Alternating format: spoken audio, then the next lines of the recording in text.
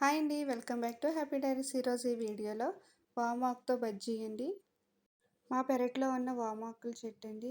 ఈ చెట్టు నుండి ఫ్రెష్గా అప్పటికప్పుడు ఆకులు కోసుకున్నా అండి. ఈ వామాకు హెల్త్కి కూడా చాలా మంచిదండి. ఆకులు కోసుకున్న తర్వాత శుభ్రంగా వాష్ చేసుకున్నా అండి.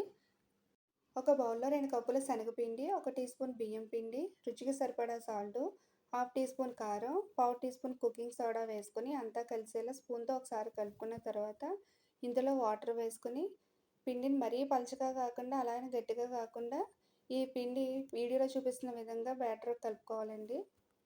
వామాకుని పిండిలో 2 వైపులా డీప్ చేసుకోవాలండి. ఇలా డీప్ చేసుకున్న హీట్ అయిన ఆయిల్లో వేసుకోవాలండి. ఇలా అన్ని ఆకులు కూడా పిండిలో డీప్ చేసుకొని వేసుకోవాలండి.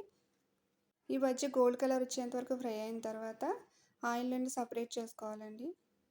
ప్లేట్లోకి సర్వ్ చేసుకుని ఎంతో టేస్టీగా ఉండే వేడి వేడి వామాకు bajji ready.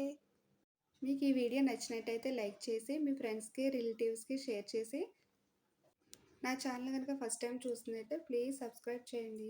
Thanks for watching.